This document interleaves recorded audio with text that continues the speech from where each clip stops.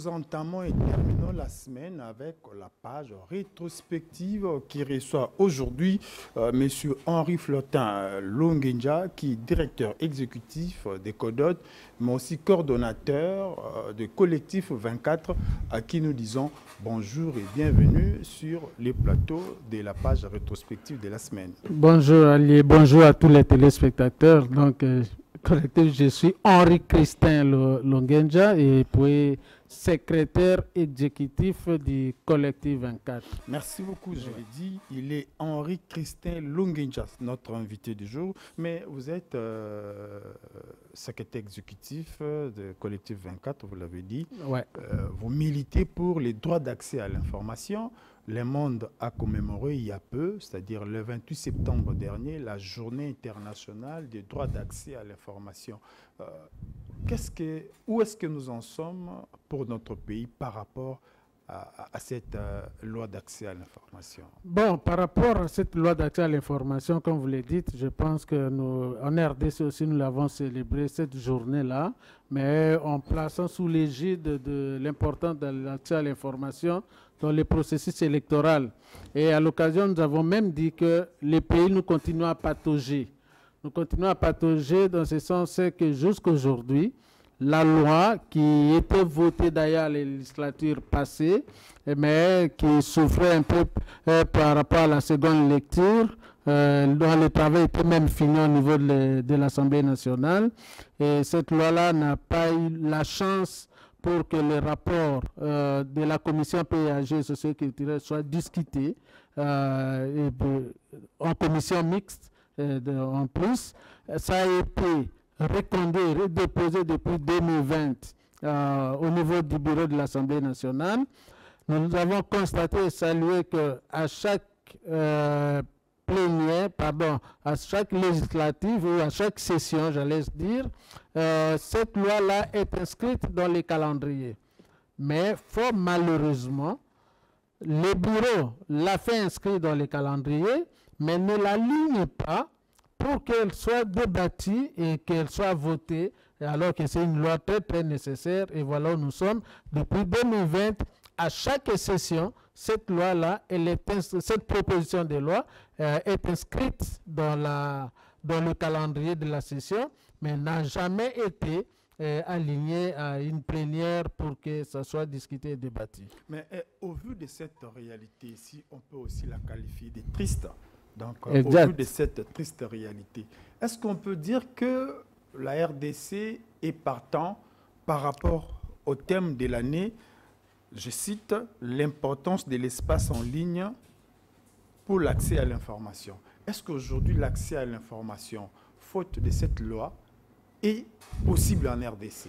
Bon, je pense bien que la RDC donne un mauvais témoignage quant à ça. Et elle montre en face du monde et partout que nous sommes un peu fermés. Nous sommes un peu fermés tout simplement parce que on s'enquiste dans la mauvaise gouvernance, la corruption, le détournement des deniers publics, des crimes de partout, des arrestations arbitraires, et voire même vous les journalistes, et pas plus tard, vous voyez les faits de Stani qui ont emprisonné, ainsi de suite. Tout simplement, à cause de tout ça, le gouvernement, les pays, les autorités ont peur d'ouvrir cela. Parce que j'ai toujours dit, la corruption s'efface dans le noir. Tous les crimes se font dans le noir. La mauvaise gouvernance, c'est l'obscurité même. Et tous les détournements se font dans le noir. Personne ne vient détourner à ciel ouvert, au vu aussi de tout le monde. Tout se fait dans le secret. Alors, les gens qui ont fait de cela, le sang, leur vécu quotidien, les détournements, donc ils vivent dans le secret. Or, l'accès à l'information, c'est la lumière. Et la lumière, quelle que soit l'étincelle, chasse l'obscurité. Alors, ils savent que si nous votons cette loi-là, la population aura un outil pour faire le contrôle citoyen, la redevabilité sera obligatoire et par conséquent, bévues seront mis à la place publique. Voilà pourquoi ils ont peur de cette loi. Et le jour même, nous avions parlé des questions électorales. Si l'information électorale, les gens n'ont pas accès à cela, on ne peut pas s'attendre à un processus électoral crédible et transparent. Donc, c'est à force de toutes ces causes-là que nous constatons malheureusement que contrairement à la législature passée où ces gens ont osé ne serait-ce que voter au niveau du Sénat et puis débattre au niveau de l'Assemblée nationale et envoyer à la commission PAG socio-culturelle pour seconde lecture et déposer les rapports, ça ne restait que quelque chose de jour. Mais la législature passée avait osé, avait pris ce courage-là. Mais nous constatons avec cette législature, les autorités n'osent même pas. Au contraire, ces derniers temps, vous êtes journaliste et tentez, appelez-les seulement pour une émission, pour poser des questions liées à l'accès à l'information. Il va vous tourner en bourrique à tout moment. Non, je suis occupé, avec des faux fouillants. Tout simplement parce qu'on a peur de ça. Ils ont peur de la transparence. Ils ont peur que tout ce qu'on fait dans les secrets soit connu. Pourtant, c'est une loi importante. On ne peut pas lutter contre la corruption lorsque on cultive la culture du secret. On ne peut pas céder un état de droit lorsque on refuse à la population les informations. On ne peut pas se dire qu'on est populaire maintenant. C'est la guerre de popularité qui va commencer avec les élections. Mais lorsqu'on est populaire, sans rendre l'information populaire, c'est du farce. Donc voilà, toutes ces raisons-là qui font que malheureusement nous constatons qu'on est vers la fin de la législature avec une session très très courte que nous condamnons même cette manière de faire les choses, d'arrêter le fonctionnement de toute une institution parce qu'on va battre campagne. Tous ces députés ont leurs suppléants, ils auraient dû partir et laisser les suppléants continuer le Parlement fonctionner. Mais on va les payer la session, mais ils vont en campagne et c'est le gouvernement, c'est l'État congolais qui va souffrir parce qu'ils ne vont pas rendre un service. Malheureusement, nous constatons qu'ils risquent de partir sans qu'on donne à la RDC cet outil important que par rapport, on va dire non, voilà, nous luttons contre la corruption, ça ne sera que de la démagogie. Vous êtes le secrétaire exécutif de Collectif 24, je l'ai dit, notre invité de la semaine. Mais vous engagez dans la lutte pour l'adoption de cette loi. N'êtes-vous pas pessimiste à cet instant ici, comme vous l'avez dit? Nous sommes à quelques jours, à quelques semaines de la fin de cette législature.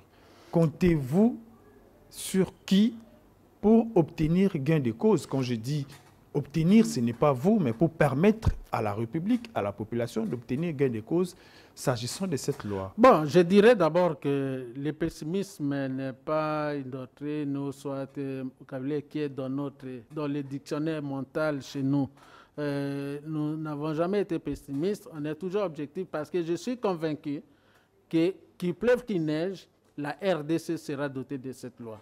Même si cette législature passait, la législature prochaine, je suis convaincu que cette loi-là sera votée, de l'une ou de l'autre manière. Mais ça serait quand même de l'or sur le plateau que la législature ici va rater et passer à l'autre, qu'on ne sait pas qui viendrait.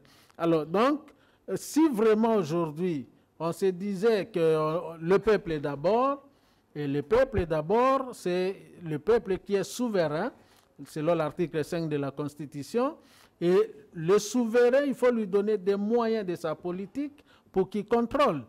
Or, devant cette situation, dans un état de droit, lorsqu'on refuse au peuple ces moyens pour qu'il aille contrôler, qu'il fasse le contrôle citoyen, en quoi il est souverain, on le rend esclave sous un ciel ouvert.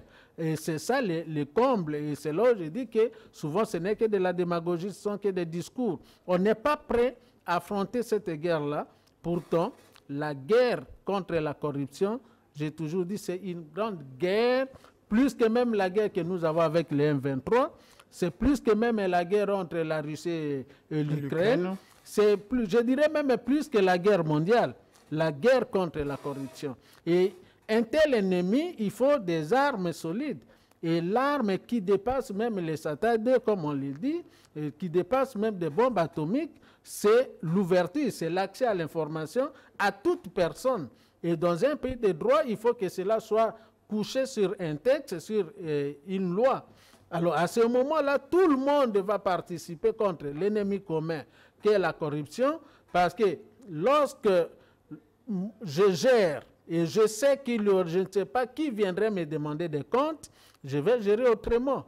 Mais si je gère dans le jungle, je ne sais pas, personne ne peut me demander des comptes, je ne peux même pas rendre compte, je fais ce que je veux. Et conséquence, si on apprend des détournements de millions et on nous fait des chantages sans récupérer même un pourcentage, et même un franc congolais dans les trésors publics. Et du coup, c'est le pays qui souffre. Et du coup, c'est des budgets de honte que nous avons, où on nous donne que des chiffres sur papier de 16 milliards de dollars, alors qu'en réalité, on n'est capable de mobiliser que 4 milliards par semestre ou moins de 8 milliards par an, parce que tout l'argent entre dans les poches de ceux qui nous dirigent avec des détournements, ainsi de suite.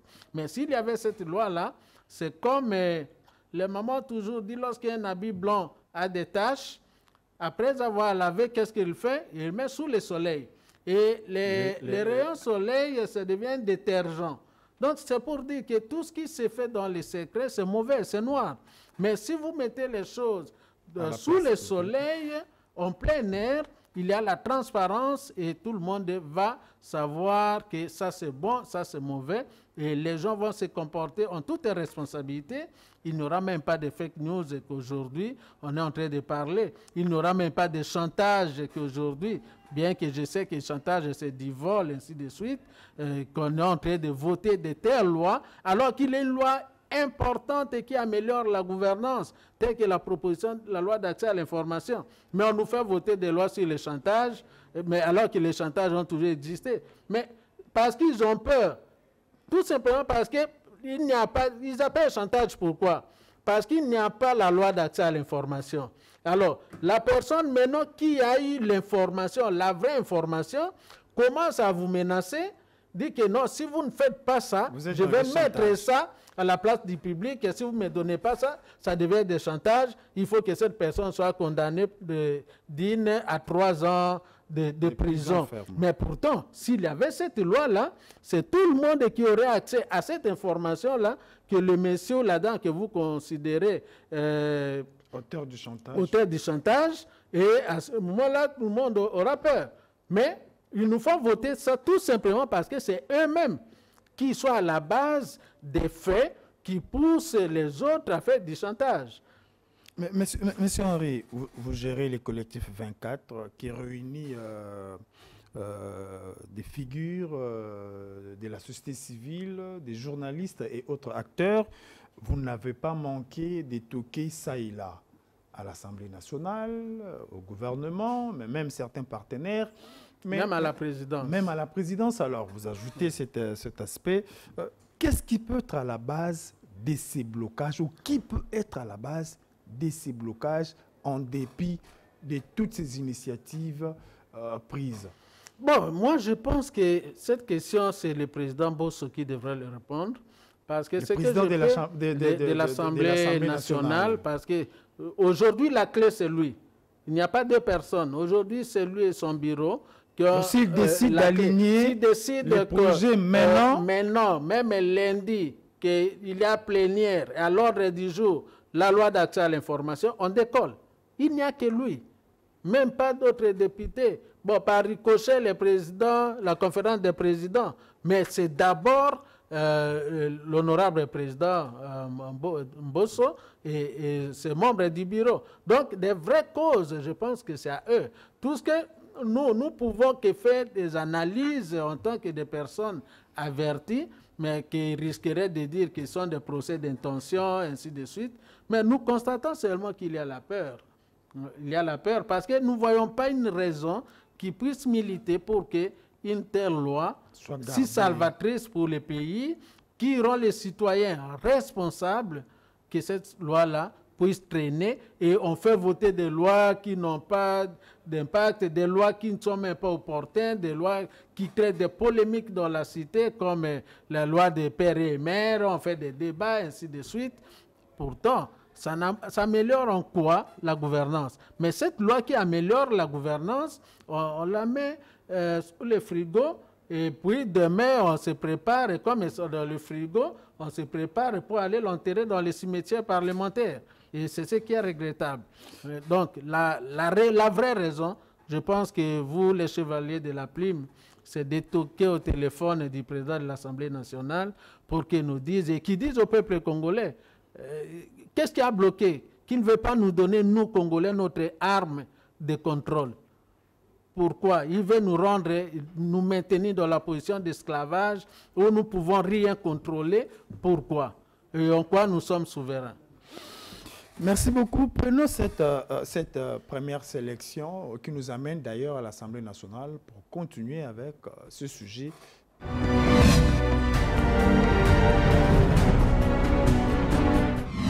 Le dépassement budgétaire de l'exercice 2022 révélé par le ministre des Finances Nicolas Kazadi dans la présentation du rapport de la loi de reddition des comptes, vécu comme une pilule difficile à avaler à la chambre basse du Parlement. L'élu de Maïndombe, le député national Bokele, se dit surpris par le dépassement budgétaire des institutions régulatrices. Je suis tellement surpris que cette fois-ci, aucune remarque ou bien recommandation a été respectée ou exécutée.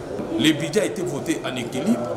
On ne peut pas faire les dépassements s'il y a la bonne gouvernance. Mais qu'est-ce que nous remarquons? La fois passée, il y a eu 15 ministères qui avaient fait les dépassements. Moi, je pensais qu'avec les recommandations, on pouvait arriver même à 2-3 ministères. Au contraire, on passe de 15 à 23 ministères. Ce qui est grave. Même la Cour des comptes, qui est l'organe régulateur, elle aussi fait les dépassements.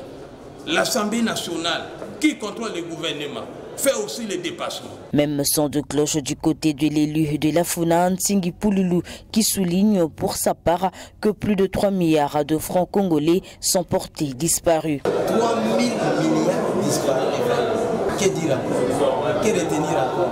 À qui faire confiance? Ce qui plaît aux enfants déplore leur part. Nous qui sommes sérieux, ça nous fait plus mal. Ce dépassement budgétaire s'élève à hauteur de 27,344 milliards de francs congolais, soit un taux d'exécution de 133,99%.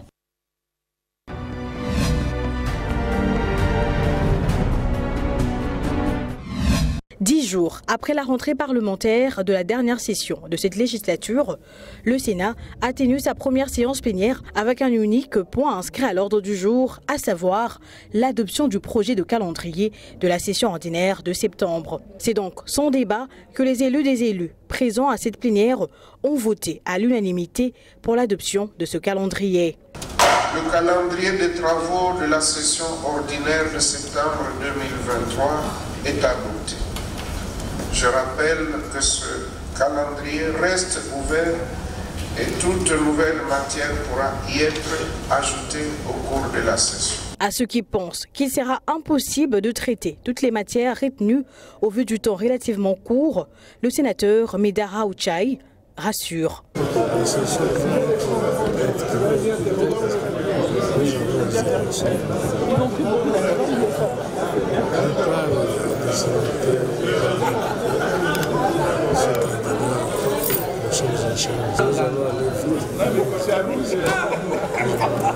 Outre le projet de loi et entré au budget, la Chambre haute du Parlement a 4 arriérés législatives et 4 nouvelles matières. Toutefois, le calendrier reste ouvert et les nouvelles matières peuvent y être inscrites.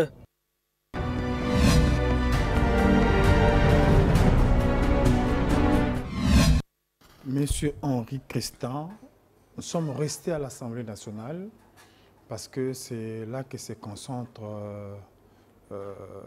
l'essentiel de la pensée, de l'attention des Congolaises et des Congolais. L'Assemblée nationale a déjà retenu son calendrier. les matières sont connues, estimées à plus ou moins 55 ou 60. Pensez-vous que ces calendriers de l'Assemblée nationale restent réalistes par rapport aux besoins, par rapport aux urgences?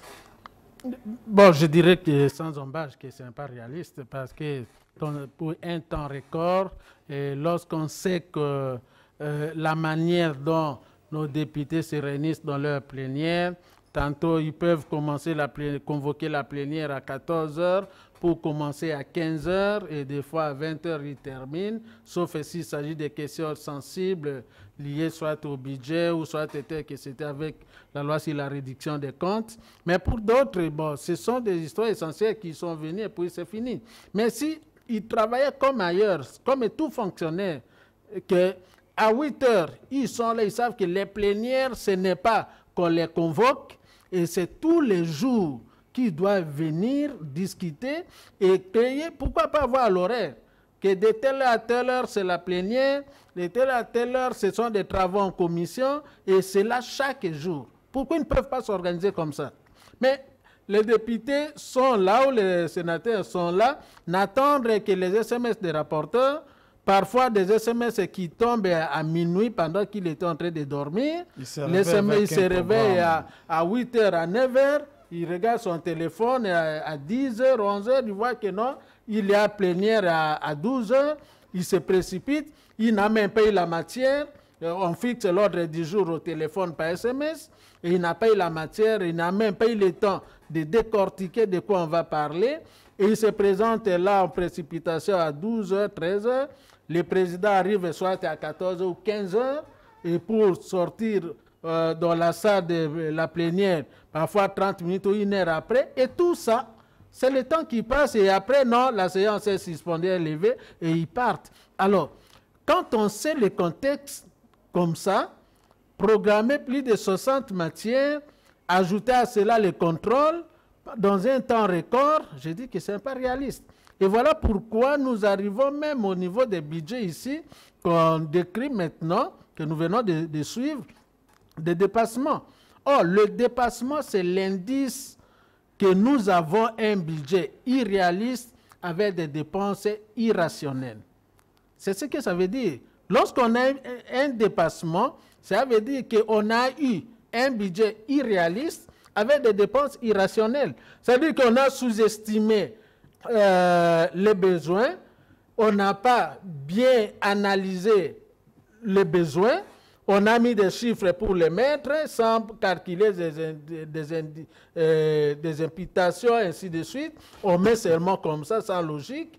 Et du coup, lorsqu'on va exécuter, ce sont d'autres besoins qui se présentent et des besoins pour lesquels on a mis en fait des copier-coller. On met ça de côté.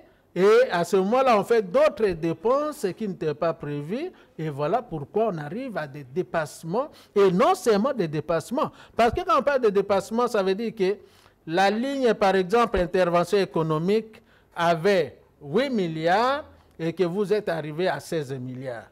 Mais il y a encore plus que ça. En dehors des dépassements, il y a des lignes qui n'étaient pas prévues. Et en matière financière, c'est un détournement. Et que le gouvernement a dû exécuter certaines lignes qui n'étaient pas même sur la loi financière, que les honorables parfois n'osent pas soulever. Et ça, c'est la pratique. Et tout cela, comme je dis, c'est la conséquence de ne pas prendre du temps pour analyser la loi financière. Et je crains que si les premières lois, on avait assez de temps, ils avaient assez de temps pour essayer de décortiquer, mais on est arrivé à ces conclusions-là des dépassements budgétaires. Mais cette fois-ci, au moment où nous parlons, tout député candidat, son cœur, son esprit, son âme, c'est ailleurs. Il est ici que par son corps. Ailleurs où? Ailleurs dans sa circonscription pour la campagne électorale. Donc du coup, il est ici, c'est le corps qui cherche l'argent. Mais tout c'est là-bas.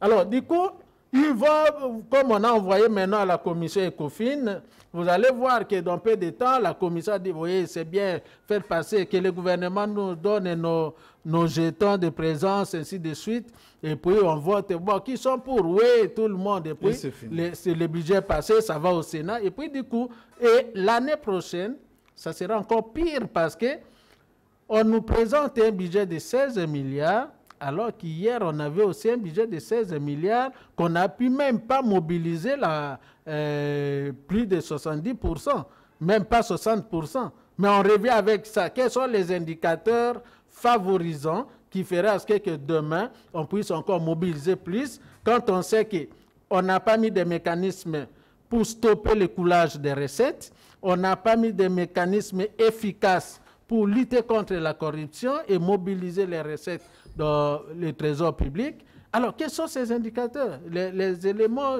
favorisants qui vont faire que nous ayons ces budgets? On va nous flaquer maintenant pendant la campagne. Voilà, nous avons un budget de 16 milliards. Ce ne sont que des chiffres, des papiers que je peux écrire comme ça, 16 milliards, un point barre. Et effacé. Donc, du coup, vous voyez que là, si on avait, même les députés se plaignent, mais ils se plaignent, mais il faut aussi partir de la solution. Parce que s'il y avait la loi d'accès à l'information, la population, la société civile, ils auraient vraiment de ces droits-là pour faire le contrôle citoyen, le suivi budgétaire au juste près. Et à ce moment-là, la société civile ferait une sonnette d'alarme et on dirait, attention, la Cour des comptes, vous êtes notre complice parce que nous marchons avec vous. Attention, au stade actuel, vous aussi, vous commencez à dépasser, et ainsi de suite. Mais parce qu'on nous prive de cette arme-là, qui peut nous permettre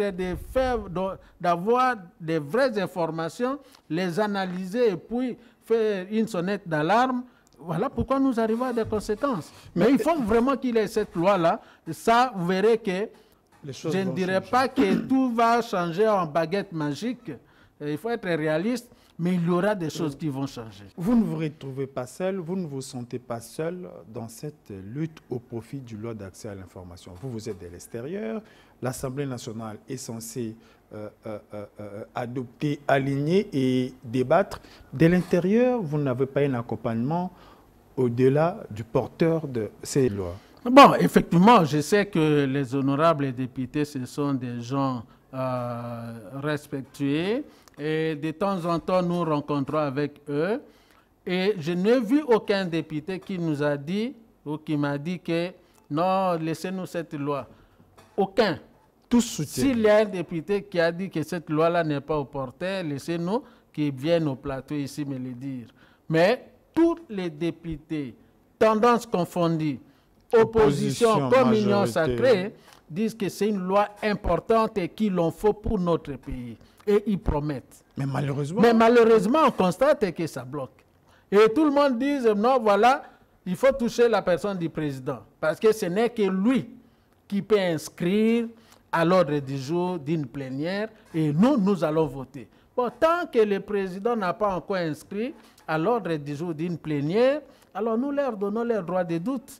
Que bon, de bonne foi, ils attendent que le président... Mais malheureusement, ils devraient aussi faire des motions, des répliques. Mais pourquoi cette loi-là, ça ne vient pas à l'ordre du jour? Quelqu'un peut faire une motion comme ça et le président peut promettre. Mais est-ce que ce sont des pesanteurs politiques qui le freinent un peu? Ça, je ne sais pas. Mais du moins, il y a la majorité des députés. Nous avons même un groupe de députés acquis pour la cause, pour les plaidoyer. Mais la clé, comme je disais tout à l'heure, ce n'est que le président de l'Assemblée ou son rapporteur, en bref, son bureau. Nous courons derrière les temps, nous allons doucement vers l'atterrissage. Mais si on demandait au directeur exécutif des collectifs 24, M. Henri-Christian Longuinja, de lancer un message, soit aux membres du gouvernement, soit au bureau de l'Assemblée nationale, pour ne pas parler de députés en général, ça sera quoi le message? Bon, moi je pense que le message d'abord, c'est par rapport au chef de l'État d'abord, parce que c'est lui le garant de la nation, et qu'il a consacré son pouvoir sous le slogan « Le peuple d'abord ». Terminer son mandat sans donner à ce peuple-là l'arme pour qu'il soit le vrai souverain, pour moi, ça serait un échec.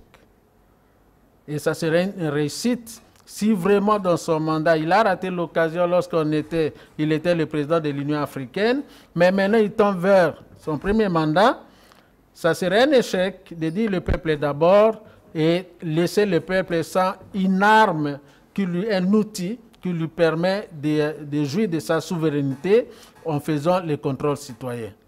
Et au gouvernement, le gouvernement dans son programme, le gouvernement Sama Lukonde, dans son programme Axe 8, avait inscrit dans son programme la loi d'accès à l'information parmi des lois que le gouvernement devrait pousser pour que les pays se dotent pour améliorer la gouvernance. Mais nous constatons qu'on est vers la fin. Les gouvernements prennent des lois sur base de l'habilitation, poussent les présidents à prendre les ordonnances lois, mais laissent cette loi-là importante pour améliorer la gouvernance. Qu'est-ce qui empêcherait que même si aujourd'hui les députés partaient, le gouvernement avec la loi d'habilitation va continuer à prendre les ordonnances lois, le chef de l'État, allais-je dire, va continuer à prendre des ordonnances lois sur base des lois lui proposées par le gouvernement. Mais qu'est-ce qui empêcherait que le ministre de la Communication ou le ministre de Madame la ministre de la Justice, ministre des Droits humains, puissent prendre ces textes, défendre au Conseil des ministres parce qu'ils le savent, pour que l'Assemblée arrive à l'aligner, c'est parce que le gouvernement avait donné son feu vert. Donc, le gouvernement connaît bien ces textes. Pourquoi pas, ils peuvent prendre ces textes, le transformer en ordonnance loi pour que ça soit promulgué par le chef de l'État. Et aux députés, et surtout au président de l'Assemblée, il n'est pas tard. Dans ces pays, on a changé la loi fondamentale qui est la Constitution dans une semaine. Et la Constitution a été changée par les deux chambres et promulguée dans une semaine. À plus forte raison, une loi importante comme ça, et surtout un texte qui a été même voté par les sénateurs et les députés de la législature passée, au nom de la continuité des affaires de l'État. Pourquoi pas se ressaisir et dire que non, moi je suis devenu vieux et là je m'adresse à notre papa, à notre aîné, à notre président de l'Assemblée. Ce que je vais laisser à la jeunesse congolaise, à la population congolaise, c'est cette loi d'accès à l'information. Et qu'il fasse vite. Et je pense que le président Bahati ne va pas traîner. Dès que le président Bosso libère, le président Bahati ne va pas traîner. Et avant qu'il ne parte, la loi serait déjà votée et ça resterait que les chefs de l'État pour promulguer. Merci beaucoup pour vous tous qui avez suivi cette page rétrospective. Merci aussi à vous, Monsieur Henri Christé Lungunja. Vous êtes secrétaire exécutif, directeur exécutif des collectifs 24.